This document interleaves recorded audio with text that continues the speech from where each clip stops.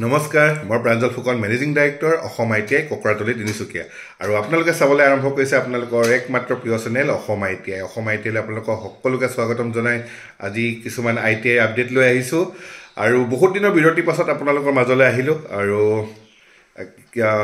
বহুতো ষ্টুডেণ্টে কুৱেশ্যন কৰি আছিলে যে SCVT পৰীক্ষাসমূহ কেতিয়া হ'ব, কেনেধৰণে হ'ব, নতুন এডমিশ্যনবিলাক কেতিয়া হ'ব, বিভিন্ন ধৰণৰ ফোন কলছ, হোৱাটছএপ, মেছেজ ইত্যাদি পাই আছোঁ। গতিকে এটা ভিডিঅ' যোগে সকলো জনাওঁ বুলি ভাবিলোঁ।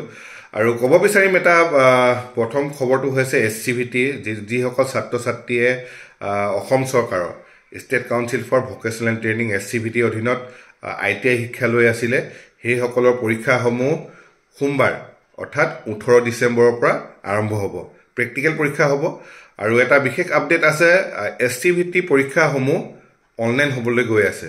CBT প্ৰক্ৰিয়াত, কম্পিউটাৰ বেছ টেষ্ট প্ৰক্ৰিয়াত হ'ব, যিটো পৰীক্ষা আগতে NCVTত হৈছিলে। যি প্ৰক্ৰিয়াত আগতে NCVT ছাত্ৰ ছাত্ৰীসকলে যিটো প্ৰক্ৰিয়াত পৰীক্ষা দিছিলে, সেই প্ৰক্ৰিয়াটোত SCVT পৰীক্ষা হ'বলৈ গৈ আছে। সম্পূৰ্ণ প্ৰক্ৰিয়াবিলাক আমাৰ অসম চৰকাৰে অলৰেডি আৰম্ভ কৰিছে, অনলাইন হৈছে। বিভিন্ন ছাত্ৰ ছাত্ৰীসকলে চাগে ITI সমূহৰ পৰা OTP গৈছে, ৰেজিষ্ট্ৰেশ্যন চলি আছে, ৰেজিষ্ট্ৰেশ্যন কৰি থকা হৈছে। আৰু যিসকল ছাত্ৰ ছাত্ৰীয়ে ফাৰ্ষ্ট ইয়েৰ পৰীক্ষা দিব, সেইসকলৰ পৰীক্ষা 18 ডিচেম্বৰৰ পৰা আৰম্ভ হ'ব, প্ৰেক্টিকেল পৰীক্ষা হ'ব।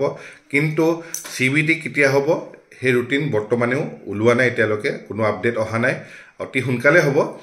আৰু ছেকেণ্ড ইয়েৰবিলাকে যিসকল ছাত্ৰ ছাত্ৰীয়ে ছেকেণ্ড ইয়েৰ পৰীক্ষা দিব, ফিটাৰ, ইলেক্ট্ৰিচিয়ান বা যিবিলাক দুবছৰীয়া ট্ৰেড আছে, সেই দুবছৰীয়া ট্ৰেডৰ যিসকল ছাত্ৰ ছাত্ৰীয়ে SCVT ফাৰ্ষ্ট ইয়েৰ পৰীক্ষা দিলে কিন্তু ছেকেণ্ড ইয়েৰ পৰীক্ষাৰ বাবে অপেক্ষা কৰি আছিলে, সেই ছেকেণ্ড ইয়েৰ পৰীক্ষাসমূহো হ'বলৈ গৈ আছে। প্ৰেক্টিকেল 20 তাৰিখৰ পৰা হ'ব, 20 ডিচেম্বৰৰ পৰা প্ৰেক্টিকেলসমূহ আৰম্ভ হ'ব। Second year, first year, second year পৰীক্ষাবিলাকৰ সেইবিলাকো অনলাইন প্ৰক্ৰিয়াতে বৰ্তমান হ'ব বুলি আমি গম পাইছোঁ। কাৰণ যিবিলাক থিয়ৰী এক্সামবিলাক হ'ব, সেইবিলাক CBT প্ৰক্ৰিয়াত হ'ব। গতিকে যিসকল ছাত্ৰ ছাত্ৰী আছে ভালকৈ পঢ়া শুনা কৰা। CBT এক্সামবিলাকতো গম পাইছে অনলি অপশ্যনেল হয়, জাষ্ট ক্লিক কৰিব লাগিব কোনটো শুদ্ধ উত্তৰ হয়। গতিকে যিসকল ছাত্ৰ ছাত্ৰীয়ে পৰীক্ষা দিবলৈ গৈ আছে, সেইসকলে ভালকৈ পঢ়া শুনা কৰা আৰম্ভ কৰি দিয়া, কাৰণ এতিয়াও টাইম আছে অলপ। কাৰণ CBT কেতিয়া হ'ব এতিয়ালৈকে ডেটটো, ফাইনেল ডেটবিলাক ওলোৱা নাই, মাত্ৰ এতিয়া প্ৰেক্টিকেল পৰীক্ষাবিলাক ডেট ওলাইছে। CBT পৰীক্ষাবিলাক অতি সোনকালে হ'বলৈ গৈ আছে। গতিকে ছাত্ৰ ছাত্ৰীসকলে ট্ৰেড থিয়ৰী, লগতে workshop calculation, engineering drawing, employability skill, যিবিলাক ছাবজেক্ট আছে সেই ছাবজেক্টবিলাক ভালকৈ পঢ়া শুনা কৰা আৰম্ভ কৰি দিয়া। আৰু কিবা যদি অসুবিধা হয় নিজৰ ট্ৰেডৰ ছাৰ বাইদেউসকলক ডিছকাছ কৰা, টপিকবিলাকৰ ওপৰত কেনেধৰণে পৰীক্ষা হ'ব, কি হ'ব, গোটেইখিনি সবিশেষ তোমাৰ ছাৰ বাইদেউসকলে জানে। ছাৰ বাইদেউসকলক কণ্টেক্ট কৰিলে হ'ল। আৰু ক'ব বিচাৰিম ITIৰ এডমিশ্যনবিলাক কেতিয়াৰ পৰা হ'ব। যিসকল ছাত্ৰ ছাত্ৰীয়ে ভাবি আছে ITI পঢ়িম 2024 বৰ্ষত, এতিয়া 2023 বৰ্ষত বহুতে ITI এডমিশ্যন ল'বৰ বাবে ফোন কৰিছিলে, কিন্তু এতিয়াতো ITI এডমিশ্যন বন্ধ হৈ গৈছে।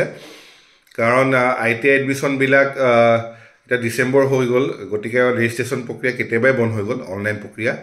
আৰু বৰ্তমান এতিয়া কোনো ধৰণৰ এডমিশ্যন হোৱা নাই 2023 বৰ্ষৰ বাবে, এতিয়া টোটেলি এডমিশ্যন ক্ল'জড।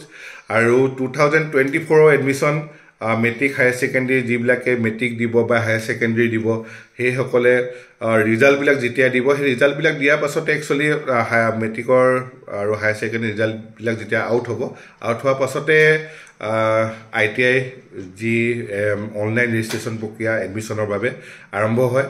গতিকে যিসকল ছাত্ৰ ছাত্ৰীয়ে ITI পঢ়িবলৈ ইচ্ছুক হৈ আছে, সেইসকলে আগতীয়াকৈ আমাৰ অসম ITIত আহি গোটেইখিনি যিবিলাক কোৰ্চ আছে আমাৰ, fitter, electrician, mechanic, diesel, stenography, কোপা, ইনষ্ট্ৰুমেণ্ট মেকানিক, বিভিন্ন ধৰণৰ কোৰ্চ আছে। সেই কোৰ্চবিলাকৰ বিষয়ে সবিশেষ জানিব পাৰিব। আমাক অফিচত আহিলে হ'ল, আমি অফিচত গোটেইখিনি বিষয়ে, কোনটো পঢ়িলে কি লাভ হ'ব, কি পঢ়ি এটা ভাল চাকৰি পাব পাৰিব, কেনেধৰণে ট্ৰেইনিং হয় ইত্যাদি বিষয়ে আমি কাউন্সিলিঙত জনাওঁ। গতিকে যিসকল ছাত্ৰ ছাত্ৰীয়ে ITI বিষয়ে জানিবলৈ ইচ্ছুক হৈ আছে, আমাৰ অফিচত আহিলে হ'ল, আমি সুন্দৰভাৱে গোটেইখিনি জনাই দিম। আৰু ITI এডমিশ্যনবিলাক সেয়াই আৰু জুন জুলাইৰ পৰা আৰম্ভ হ'ব। গতিকে